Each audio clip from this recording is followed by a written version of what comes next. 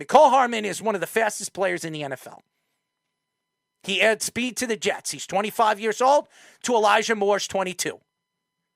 Elijah Moore was supposed to be a star when the Jets drafted him in the second round 2 years ago.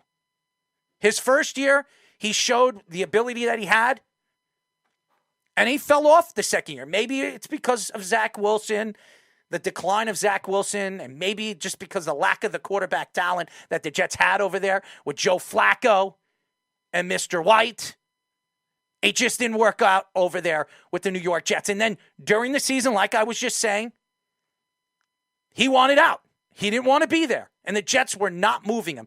The Jets will not move on from a player that tries to force his way out. We've seen Joe Douglas do this a time and time again ever since he came to the Jets. And now this offseason, the Jets are trying to figure out how they're going to make this move for Aaron Rodgers, not giving up a first-round draft pick, adding a second-round pick, trading their third. They have 2 second-round draft picks this year, and I think they have 2 fourths.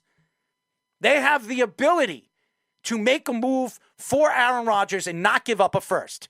Hardman only played 8 games last year for the Chiefs. Had 25 catches to 297 yards and 4 touchdowns.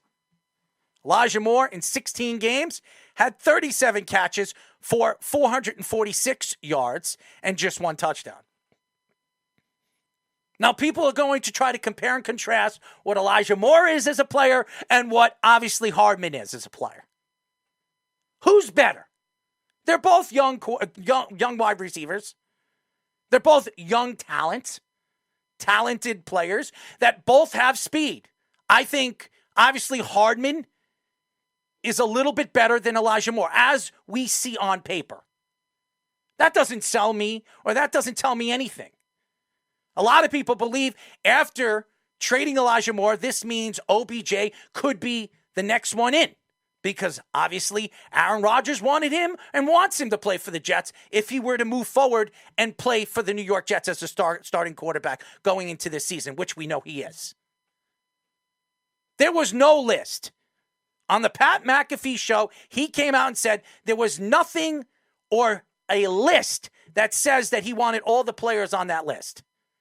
Lazard was a guy that fit with the Jets, fit in the Nathaniel Hackett offense. Now, Aaron Rodgers could be heading to the New York Jets, and you add guys like Mecole Hardman, a speed guy on the outside. These are the type of players that Aaron Rodgers did not have in Green Bay for the last couple of years. The weapons that the Jets are starting to store on this team really stands out for what the Jets believe they're going to be as an offense this year with Aaron Rodgers as a starting quarterback. Elijah Moore last year was frustrated with the Jets for lack of targets, taking shots at many coaches and quarterback Zach Wilson. The same guy that when Zach Wilson came to the team in the same draft, they were hanging out, going to dinners with Zach Wilson's father and family. Elijah Moore, very well respected, loves his family, bought his mom a house. I thought he was a great guy. And then he came out agreeing with Kyrie Irving, the anti-Semitic views that he had.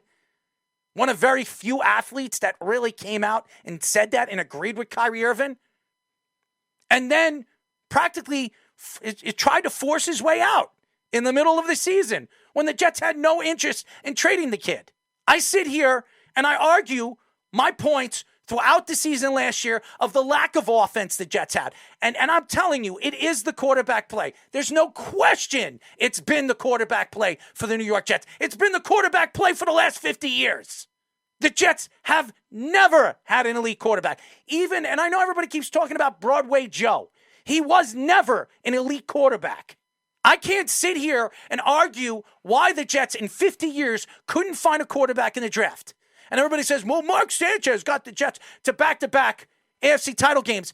Yeah, Rex Ryan's defense got the Jets to back-to-back title games.